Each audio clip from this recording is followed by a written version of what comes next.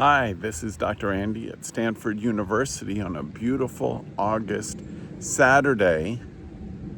I'm thinking about one student I knew from UC Davis who, after graduating, came here to earn his master's degree. I'm thinking about Drake. I got to know Drake not because he was one of my students, though I would have been happy to have him in the classroom, but because he was the general manager of KDVS, the campus and community radio station where I've hosted my own radio show for the last 25 years. For about 2 years, KDVS was the GM of KDVS, and therefore I got to serve on the campus media board with him. I and others advised him on guiding the future of KDVS, growing the influence of the station, and integrating social media marketing to get the word out about the free-form music and public affairs and news programming that was available at the radio station of the University of California, Davis. Drake asked me to write him a letter of recommendation. And because he was one of the strongest students that I've had the pleasure to work with, I was happy to do so, and I wrote him a really strong letter. You know what I get from students after I write them a strong letter of recommendation? A thank you note. That's really all I need. I really don't need anything, except maybe to hear later about their success. But a couple weeks after I wrote Drake a letter of recommendation, a package came to the home site. We opened it up, and there was a wooden box in there. We opened up the wooden box, and there was a fancy bottle of wine. Drake sent Kate and me a bottle of wine as a thank you for writing him a letter of recommendation. I neither expect nor wish for thank you gifts from my students, just to be clear, if any such students are watching this in the future. But it was just like Drake to do such a classy thing.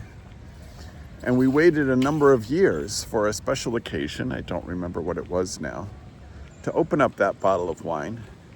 And I got to send Drake his own thank you note, letting him know about the occasion that we finally took advantage of his generous and delicious gift. Drake went on to Stanford, and while here, where I am today, he crafted his own master's degree. It was on journalism, sure, that was an area of expertise of his, but it was also on, if I remember correctly, technology, social media, etc. After leaving Stanford with his master's degree in communications and journalism, he went on to the New York Times and did some social media work there. And then eventually he founded his own media company that was acquired. Then he moved to a number of impressive positions. And now he is the Chief Technology Officer at I think it's the MIT Technology Review. What an impressive character that Drake is. And what fascinating work he's done as a journalist, with all the credit going to UC Davis, KDVS, and where I am now, Stanford University. You can see that tower in the background.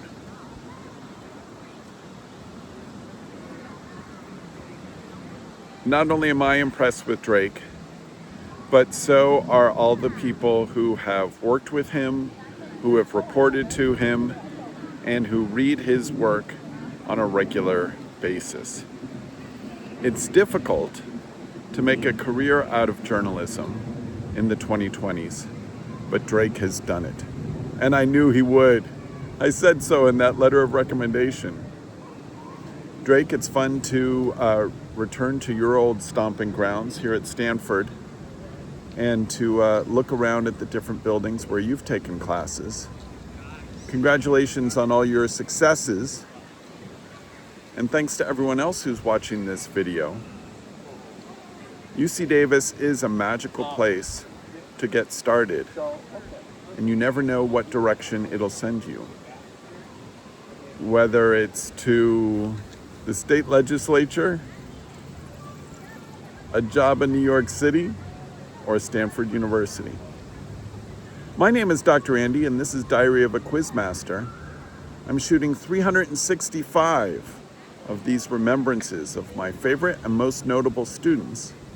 I hope you'll subscribe to this YouTube channel so that you learn about each one of them every day when I release them. Thanks for tuning in, and make sure to like and subscribe. Bye-bye.